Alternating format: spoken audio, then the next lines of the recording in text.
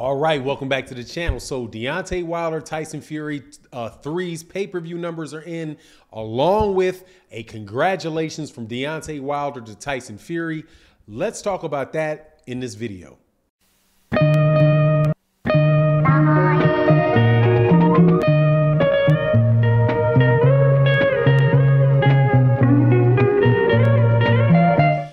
Welcome back to the channel. So Deontay Wilder and Tyson Fury had a great fight this weekend for the WBC Heavyweight Championship. Tyson Fury won the fight.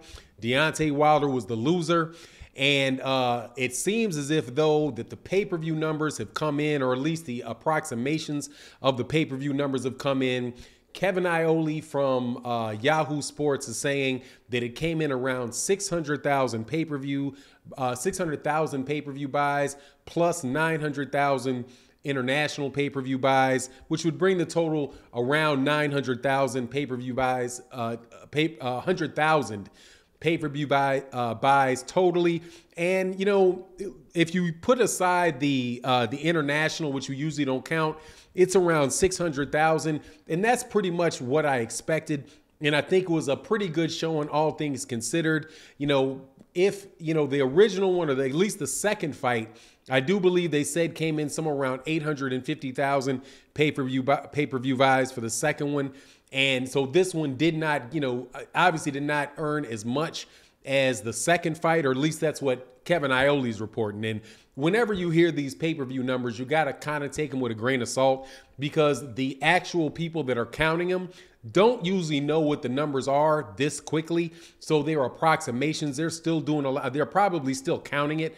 I mean, it's only Thursday, and they've got a lot of different cable distributors and all that stuff to actually count. And my understanding is that it sometimes, before you get the final number, it'll take, you know, it could take months before they actually get the final number. And also, they generally do not report those numbers to the public, you know, at any point in time. So whenever you hear, you know, how many people, how many pay-per-view buys there are, just understand that it is always an approximation. So, you know, it's probably a lot less. Well, this number is a lot less than what Bob Arum had expected it to be. You know, Bob Arum coming into the fight said that he believed that it would do a million pay-per-view buys. I don't think that is, you know, that is accurate, or that was a reasonable estimation. When people ask me what I thought it would do, I was pretty much around 600,000, 700,000 pay-per-view, 700,000 pay-per-view buys, you know, for several factors, man. Number one, the boxing media had made it look like this fight was just a blowout, and Tyson Fury worked very hard not to have the fight, right? So a whole bunch of people talking about the fight after the last one was saying the fight wasn't worth watching. Tyson Fury was just going to go in there and blow Deontay Wilder away. It was going to be an easy fight for him. You know, Tyson Fury was a huge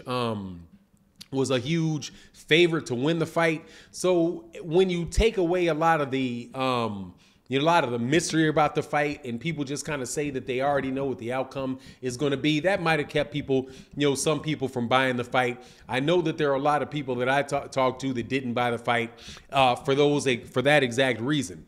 Also, you know, another contributing factor to why it might not have sold that much as they wanted it to is because of the original delay of the fight. It was originally supposed to be in July. Then they pushed it back off 2 months till October.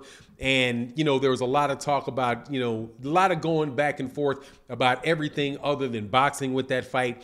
But more than anything, I think the thing that dampened it was the fact that so many people in the media acted like Deontay Wilder didn't have a chance. You know, why would people, if they don't think a guy has a chance, go out there and buy that fight in droves? So $600,000, 600,000 pay-per-view buys, all things considered, is about, you know, what I expected it to be. Now, what is interesting though is what that means for Tyson Fury. At 600,000 pay-per-view buys, I don't know whether or not Tyson Fury is going to be back on pay-per-view in the United States, because there's no other Deontay Wilder or U.S. heavyweight for him to fight on that's going to be attractive to the U.S. market. So while Tyson Fury definitely, you know, he made a lot of money And he definitely became, you know, and I think it's fair to say the top heavyweight right now, even though, you know, man, I got to give Alexander Usyk his respect. I'm not brushing off Alexander Usyk or whatever, but it just says, it doesn't say a lot about Tyson Fury and his drawing power and what it's going to be in the United States moving forward. I could expect, you know, if this is the case and, you know, if those numbers are accurate and Tyson Fury, and he doesn't retire and he fights again, more than likely those fights are going to be over there in the UK, where he can sell, where, you know, he could be a real draw. You know, Tyson Fury is somebody that I think in the United States that people are trying to sell. And this last fight, don't get me wrong, this last fight might have actually attracted a lot of new fans to Tyson Fury, but I don't really think that he has a groundswell, you know, to continue to perform on pay-per-view. I think if he's going to fight in the United States, more than likely, man, he's going to go back to ESPN Plus. There's definitely not going to be Fox willing to chip in, you know, and push the pay-per-view along with ESPN. So I think as far as the United States, that's probably the end of the line on Tyson Fury as far as being a pay-per-view fighter, and all that's going to go push over there to the UK. Now, there's a chance that I could be wrong and that his performance in that fight with Deontay Wilder, because it was a very, very good fight. And honestly, one of the things that I feel like, hey, all the people that didn't watch that fight, you really miss out on something, because that was not a mismatched fight. That was a fight a lot of people are talking about is going to go down in boxing history as one of the best trilogy fights. And honestly, that trilogy kind of played out a little bit like Ali Frazier did. The first fight it wasn't a controversial first fight for Ali, but the second fight was kind of a blowout, and the third fight wound up being, you know, the Thrilla in Manila wound up being one of the best boxing matches you can ever see. These dudes were going back and forth all the way until Joe Frazier didn't come out of that corner, and they waved that fight off in the corner. But, you know, it was just a terrific fight. So, you know, maybe that'll give, you know, Tyson Fury, you know, more clout in the U.S. I really don't think so.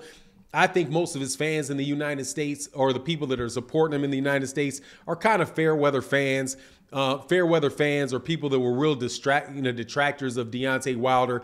And I suspect that a good number of the people that bought the pay-per-view were in the Deontay Wilder fan base. Deontay Wilder typically, you know, I think he sold 350,000 pay-per-views, along with, you know, when he fought Luis Ortiz the second time.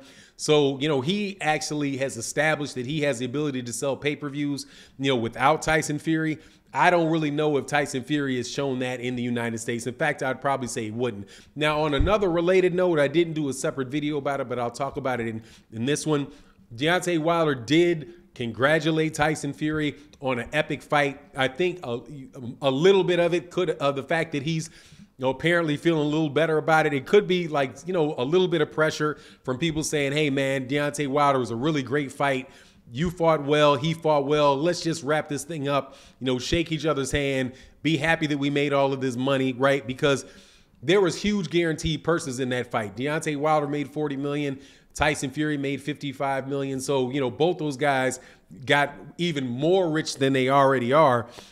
So there's a lot for those guys to be, you know, happy about with each other, because neither one of them would have made that type of money, would have never made that type of money without each other, because the other major player in the heavyweight division, who was Anthony Joshua, was pretty much trying to play ball by himself, you know, had his football and he kept his football to himself.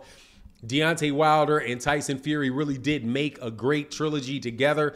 The Deontay Wilder obviously got those other two, the Luis Ortiz fight in there as well, which is a pay-per-view fight. So, you know, together these guys made a lot of money. They made history, and it's good to see the Deontay Wilder, you know, thank Tyson Fury for being part, you know, of the equation, and working with him to make that, you know, to make such a big event that really lasted over 2 years. So anyway, that's my take on the situation, man.